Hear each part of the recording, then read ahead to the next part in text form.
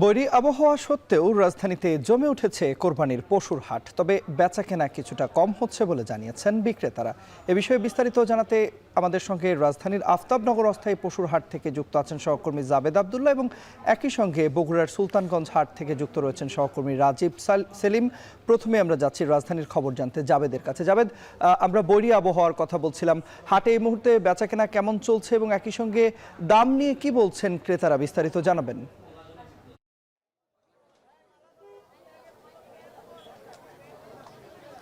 তন্ময়, এরই মধ্যে ঢাকায় একটি বৈরী আবহাওয়া বিরাজ করছে। কিছুক্ষণ আগে এক পশলা বৃষ্টি হয়ে গেছে।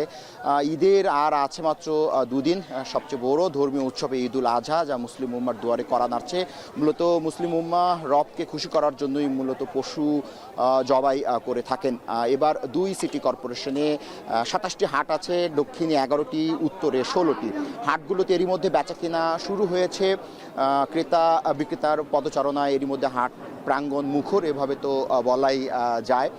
মূলত হাটে আমরা আসার পর যেটি দেখেছি যে ছোট এবং মাঝারি গরুর চাহিদা রয়েছে হাটে, সেই হিসেবে বড় গরুর ক্রেতা এবার কিছুটা কম, এবং এভাবে মোটা দাগে বলা যায় যে হাটে বড় গরু প্রায় অবিকৃত, এভাবে বলা যায়। তবে দরদাম করছেন ক্রেতারাও হাটে আছেন। ক্রেতা সমাগম হাটে বেড়েছে। ধারণা করা হচ্ছে সময় বাড়ার সঙ্গে সঙ্গে হাটে ক্রেতা সমাগম আরও হবে, যেহেতু আরও দুদিন রয়েছে।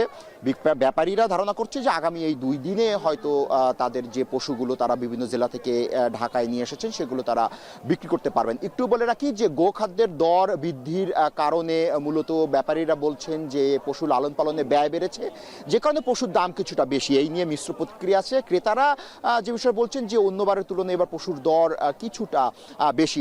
আমরা যে হাটে আছি, এই হাটে সার্বিক ব্যবস্থাপনা বেশ ভালো। আইন শৃঙ্খলা ব্যবস্থার আলাদা বলয় তৈরি করা হয়েছে। 5% হারে হাসিল নেওয়া হচ্ছে, যেটি সরকার নির্ধারিত। একই সঙ্গে ক্যাশলেস লেনদেনের ব্যবস্থা করা হয়েছে। সুপ্রিয় পানির ব্যবস্থা আছে, ছামিয়ানা, চাটাই, অন্যান্য আরও ব্যবস্থা আছে খামারিদের জন্য। প্রাণী সম্পদ অধিদপ্তর থেকে এই হাটগুলোতে প্রাণী চিকিৎসক অর্থাৎ ভেটেরিনারি ডক্টর রাখা হয়েছে। সব মিলিয়ে হাটের যে সার্বিক পরিস্থিতি সেটি বেশ ভালো, তো এভাবে তো একটু বলা যায়। আর আমরা এছাড়া আর যে বিষয়টি দেখেছি যে এই যে বৈরী আবহাওয়া, সেই বৈরী আবহাওয়ার মধ্যে এটি পশুর জন্য একটি উপযোগী পরিবেশ। এই পরিবেশে পশুগুলো আপাতত সুস্থ আছেন বলে কিন্তু খামারিরা আমাদেরকে জানিয়েছেন। তো এখন যেহেতু একেবারেই ঈদ একেবারেই মুসলিম উম্মার দুয়ারে চলে এসেছে, ধারণা করা হচ্ছে আগামী 2 দিনের মধ্যে হয়তো পশু বিক্রি বাড়বে, এবং ব্যাপারীরা যে বিষয়ে বলছেন যে তারা তাদের কাঙ্ক্ষিত দরটি পাবেন। আর বিক্রেতারা বলছেন যে এই কাঙ্ক্ষিত দর পেলে তারা আসলে টিকে থাকতে পারবেন। আর ক্রেতারা যে বিষয়টি বলছেন যে তারা লেনদেন এর মধ্যে দর কষাকষি করছেন, পশুর দরদাম নিয়ে তারা দর কষাকষি করছেন। তারাও আশা করছেন যে ঈদের আগেই মূলত তারা তাদের পছন্দের যে পশুটি সেটি তারা ক্রয় করতে পারবেন। একটু বলে রাখি যে এবার 1,23,00,000-এরও বেশি পশু সারা দেশে লালন পালন হয়েছে। তার মধ্যে চাহিদা ধরা হয়েছে 1,01,00,000। এর মধ্যে 22 লাখ পশু কিন্তু উদ্বৃত্ত রয়েছে। এছাড়া সরকারের পক্ষ থেকে নানা উদ্যোগ নেওয়া হয়েছে, অর্থাৎ দেশের বাইরে থেকে, ভারত থেকে যেন পশু না আসে সেই বিষয়ে কিন্তু তারা তদারকি করছে। তো এই ছিল আমার কাছে আফতাবনগরের সানভ্যালি যে পশুর হাট, সেই পশুর হাট থেকে সবশেষ তথ্য। তন্ময়। দর্শক, রাজধানী ঢাকার পর এবার আমরা একটু বগুড়ার খবর জানতে সহকর্মী রাজীব সেলিমের কাছে যাচ্ছি। সেলিম, জানাবেন যে এই মুহূর্তে বগুড়ায় কেমন জমে উঠেছে হাটগুলো এবং হাটের সার্বিক আইন শৃঙ্খলা পরিস্থিতি কেমন দেখছেন?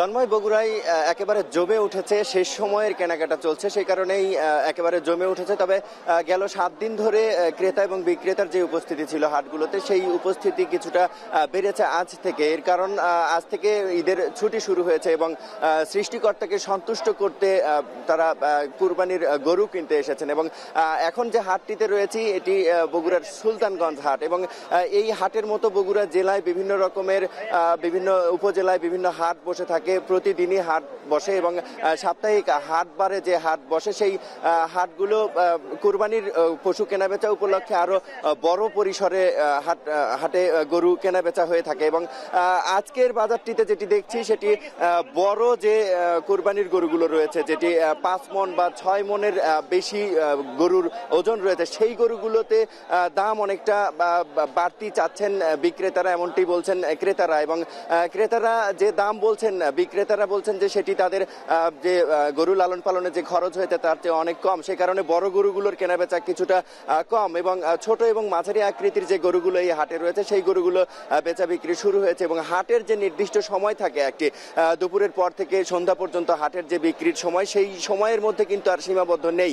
এখন হাট আজকে এই সুলতানগঞ্জ হাট আমরা দেখেছি একেবারে সকাল থেকে গরু কেনাবেচা শুরু হয়েছে এবং এখন পর্যন্ত চলছে। বিকালেও যেরকম ক্রেতা বিক্রেতার উপস্থিতি ছিল ঠিক একই রকম এখন পর্যন্ত রয়েছে, অর্থাৎ এই হাট আরো কয়েক ঘন্টা কেনাবেচা চলবে। এরকম বগুড়ার শহরের আশপাশে আরো বেশ কয়েকটি হাট বসেছে, পল্লীমঙ্গল হাট এবং শেখেরকলা হাট রয়েছে আজকে বগুড়া শহরের আশেপাশে। এই হাটগুলোতে একইভাবেই গরু কেনাবেচা হচ্ছে এবং বগুড়ার যে গরুর চাহিদা রয়েছে সেটি 4.5 লাখ কোরবানির যোগ্য পশু প্রয়োজন বগুড়ায় কোরবানির জন্য। এবং বগুড়ার যে খামারিরা রয়েছেন, খামারি সহ এবং সব মিলিয়ে গরুর যে প্রস্তুতি রয়েছে প্রায় 7.5 লাখ গরু প্রস্তুত রয়েছে বগুড়া জেলায়। সেই হিসেবে প্রায় 3 লাখ গরু বেশি থাকবে এবং সেই গরুগুলো জেলার বাইরে অন্য জেলায় বিক্রি হবে। আজকে যে হাটে গরু বিক্রি হচ্ছে, এই হাটে যে গরুগুলো বিক্রি হবে এবং তারপর গরুগুলো অন্য হাটে আগামীকাল যে হাট রয়েছে সেই হাটে যাবে। এভাবে আর 2টি হাটে এই গরু অবিকৃত গরুগুলো আর 2টি হাট পাবেন যে হাটে বিক্রি হবে, এমনটা প্রত্যাশা গরু বিক্রেতাদের এবং ক্রেতা যারা রয়েছেন তাদেরও প্রত্যাশা। দুদিনে তাদের গরু কেনা হবে। এই ছিল আমার কাছে বগুড়ার সুলতানগঞ্জ হাট থেকে সবশেষ খবর। তন্ময়।